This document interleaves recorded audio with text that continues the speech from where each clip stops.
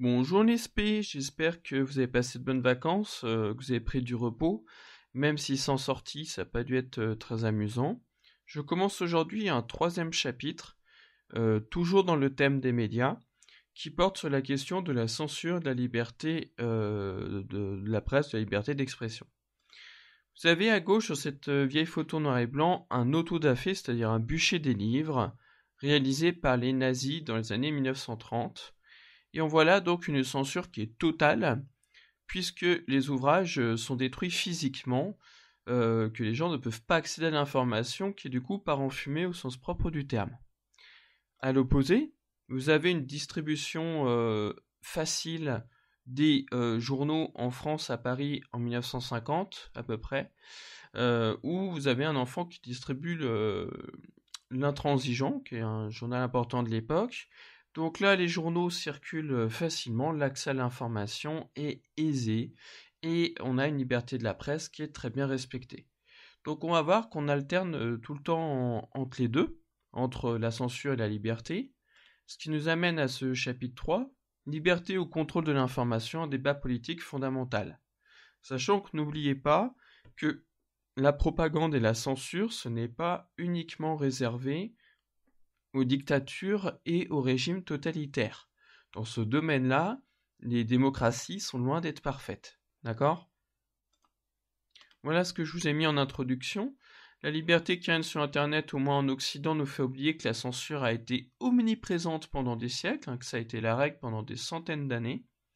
Peu de gouvernements du passé et du présent acceptent l'influence du quatrième pouvoir, c'est critique aussi, surtout quand celui-ci peut les faire tomber, comme l'affaire Dreyfus à la fin du 19e siècle, qui n'a pas fait tomber la Troisième République mais qui aurait pu, et le scandale du Watergate en 1971 aux États-Unis, face au président américain Richard Nixon.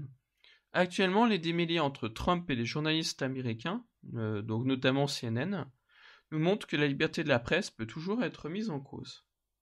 Ceci nous conduit à étudier deux problématiques. Quelles furent les entraves à la liberté de la presse au XXe siècle ? La liberté de la presse a-t-elle définitivement triomphé en Occident ? Voilà, donc quelles sont les contraintes qui pèsent sur la liberté d'expression ? Comment tout ça a évolué au XXe siècle, au début du XXIe ? Donc grand 1, on doit se concentrer sur l'affaire Dreyfus, qui a eu lieu entre 1894 et 1906. Donc voilà, un scandale antisémite sous la Troisième République. Et pour bien comprendre cette affaire Dreyfus, il faut bien saisir qu'on est à l'époque de l'âge d'or de la presse ou du siècle de la presse, où la presse est devenue un mass média. Et c'est une presse d'opinion, une presse d'opinion. Là, j'ai mis l'extrait d'une bande dessinée qui s'appelle « Ils ont fait l'histoire » qui porte sur Clémenceau. Et là, il va nous parler de son journal qu'il va fonder qui s'appelle « La Justice ». Messieurs, ce journal est une arme. Notre arme pour faire avancer nos idées.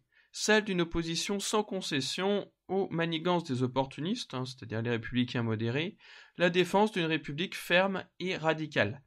Donc dans cette bulle, il dit clairement que son journal est uniquement là pour faire avancer des idées, et ces idées, c'est quoi ? C'est une république radicale, ça correspond à un parti politique qu'on appelle justement les radicaux.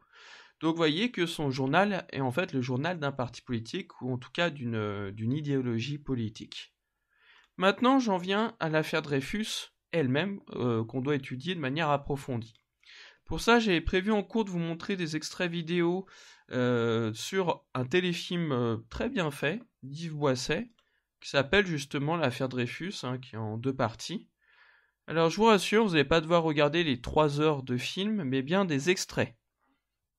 Donc vous vous rendez sur l'URL ici en bleu, puis vous regardez donc ces 4 extraits qui vous font entre 15 et 20 minutes à peu près au total, en suivant bien précisément le minutage, 8 minutes à 19 minutes 30, 1h05 à 1h08, etc., etc.